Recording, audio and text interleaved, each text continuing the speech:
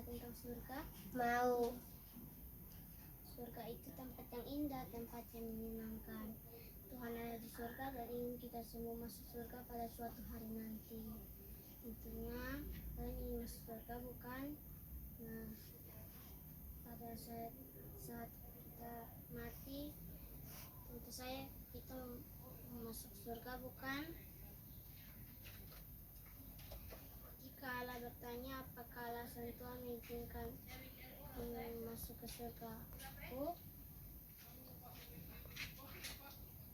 Surga adalah hadiah gratis dari Allah. Yang namanya hadiah tentu tidak perlu membayar apa-apa. Surga jadi dapat karena kita berbuat sesuatu, seperti kita rajin beribadah, rajin belajar, rajin baca Alkitab, atau dan lain sebagainya.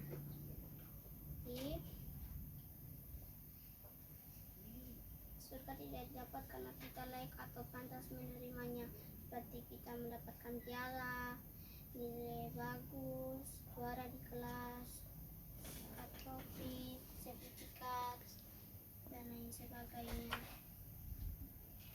Ternyata ada yang menghalangi kita, yaitu dosa. Dosa itu seperti kita sering marah-marah, selalu pukul-pukulan teman, atau kayak menyontek di sekolah, berbohong, berkata-kata ini jelek dan malas dan lain sebagainya. Nah, dosa sudah mengikat kita sehingga kita cenderung untuk berbuat dosa. Kalau kita membuat dosa sangat banyak, pasti kita akan terikat lebih banyak dosa. Kita mungkin pikir kalau dosa itu kalau kita tenggelam dalam lumpur hisab, pasti kita tidak akan menarik lampu kita untuk keluar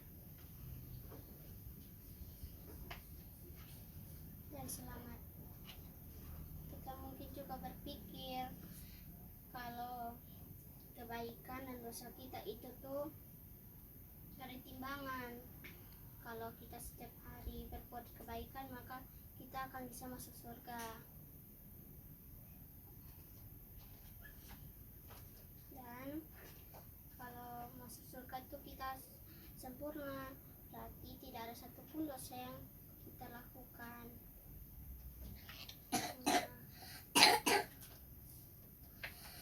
Ini ada orang yang sedang membuat telur.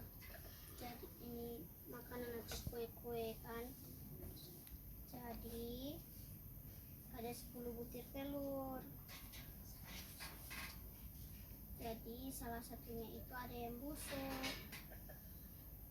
Nah, terus sudah apa tuh? Yang ke-10 itu sudah busuk, jadi artinya semua dosa-dosa kita itu seperti telur busuk ini. Nah, kalau kita membuat dosa hanya satu saja, itu sudah membuat kita tidak sempurna. Mari kita melihat cara Allah.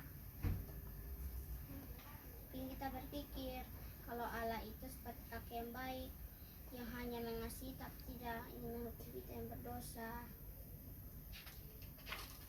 Dan kita juga berpikir kalau Allah itu seperti polisi yang adil, yang hanya menghukum dan tidak mengasihi orang yang berdosa.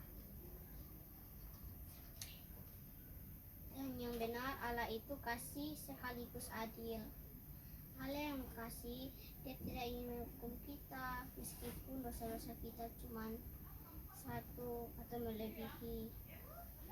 Jika Allah yang adil, dia harus menghukum kita sekalipun dosa kita cuma sedikit atau satu.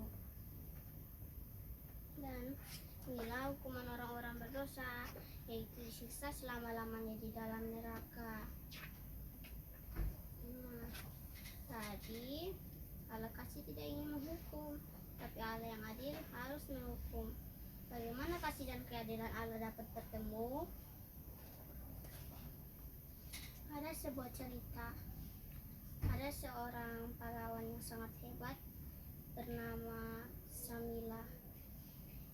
Dia ingin membebaskan rakyatnya dari pemerintahnya kejam, tapi pada suatu kali prajuritnya datang melapor bahwa ada yang mencuri bahan makanan mereka, dan Samila menjadi marah dan dia menuntut bahwa siapa yang mencuri dan tertangkap akan dihukum 50